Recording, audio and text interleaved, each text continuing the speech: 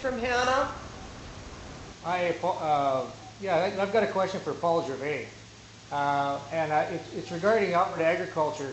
You know, you used to have district agriculturalists that were out in our rural area. Is there any thought from Alberta agriculture to putting support for high-speed folks to get up to speed? One of the barriers you said was, you know, trying to get people trained and supporting them in terms of using the technology. Is there any thought or any plan from Alberta agriculture to bring that out to Hannah, to rural Alberta, so that we can make better use of this technology and the high speed that we have? Did everybody hear the question?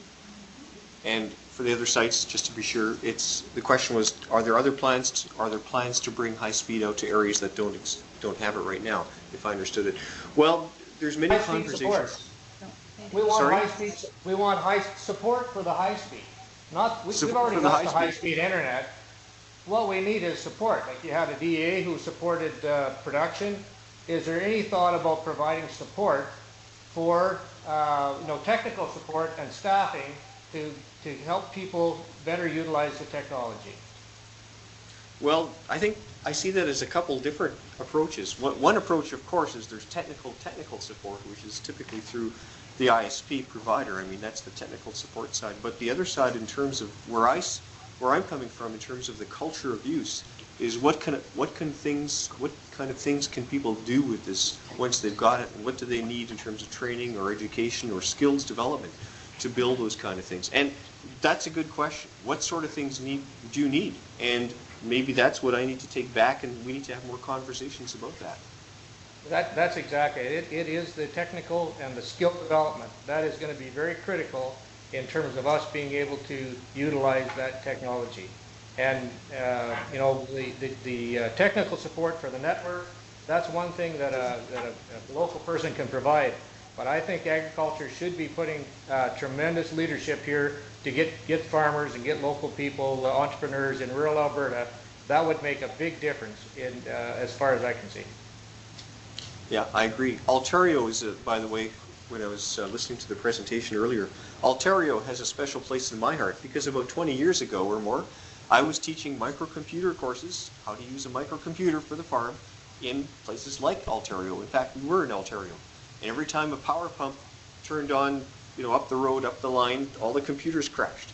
So it was a long time ago. Hi. Hello there. Can you hear me? Can you hear me? Yes, we hear you. This is Carl. I'm from Coal Lake, Alberta, and I just wanted to make a comment to that gentleman's questions as well as Alberta agriculture. I'm from a small community, and I know there's a vast amount of people who are very technological savvy, and that's all the younger children and people like that live in the communities. A program to set them up with some of the older people that are scared of technology would help address that situation. A mentorship program.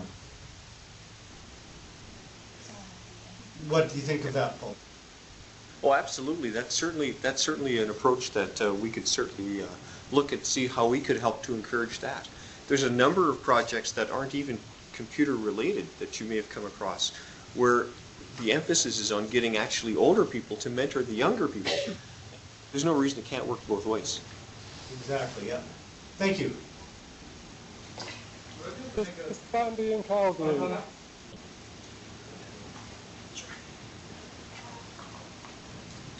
Thank you. I'm just wondering if we have any further questions. I see that we do. Can I make one comment on the previous comment, real quickly, about the programs to help shed some of the fear, technology for some of the older people in the rural communities? The Convolution of TownLife.com has recently brought on board the Northern Lights Library System as a premier client, and we have over 40 libraries in northeastern Alberta and another library region coming on soon. Their libraries are now all hosted, and their websites are all on the Town Life Content Management System. Any of these communities, community members, as part of a partnership in our agreement, are allowed to go to any public library in northeastern Alberta and work with the librarians. So if they have a question about a website or how to use the internet or how to add something to their town's website, like for example, a Girl Guide team has a bake sale, they want to add that to the town's event calendar, they can just visit the local libraries. It's an initiative we have, And basically, without having to deal with a technical savvy person or someone from town off, they can go to just your local librarian, very approachable, very easy to understand, and they're very knowledgeable on it and can help reduce some of that fear and answer questions about getting a website and how to utilize it to best meet business needs or just to contribute to the community. I was just wondering what the plans are for the government to extend the SuperNet further, connect the rest of Alberta. That's probably a question that Service Alberta is in a better position to address. We're in agriculture, so if I can defer that to Service Alberta. Darcy, it's Andy from Calgary. Can I just come back in regarding David's website? If you go to our homepage and you'll see the lead story is something called a Guinness record, and then if you go to that story, you'll have available all the presentations, all the documents that we had today. There's now a link to David's website on there, and I'd like to comment that we're looking to integrate more closely with his website, particularly to use his events calendar, because one of the things we need is a way of scheduling events like this one so they don't conflict with, for example, a rural development seminar in Medicine Hat and the Community Futures Staff Development Seminar. So we're going to link to his events page rather than develop our own. You can go to see his website from that with us. Thank you. Darcy, it's Bill in Edmonton. We've got a call or a question holding from Olds. Maybe we could invite Olds to ask their question. Sure, that would be great.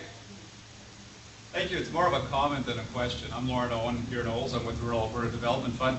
And regarding the idea of having youth mentor seniors in technology and IT, I'd just like to mention that in the county of Vulcan, we're helping as one initiative down there to increase adoption of technology. They're planning to initiate that. So we'll be starting very shortly, and if anybody wants to know about how they're making out with it, you can talk to Leslie Warren, the Economic Development Officer in Vulcan, to see how it's going and how they're approaching it. No, I think that's a very good comment, because I know there's lots of kids these days are teaching their grandparents how to use the laptop so they can communicate with them when they're down in Arizona. Yeah. So that's going on. Do we have some further questions? I know we extended, we're on a few minutes longer, but if there's another question or two, I think lunch is probably coming into most of those rooms. Is there anybody else with some questions or comments? There's a question from Edmonton. Actually, it's a comment, just to let you know. Erwin Lowen, Service Alberta is here. Alberta Agriculture didn't know.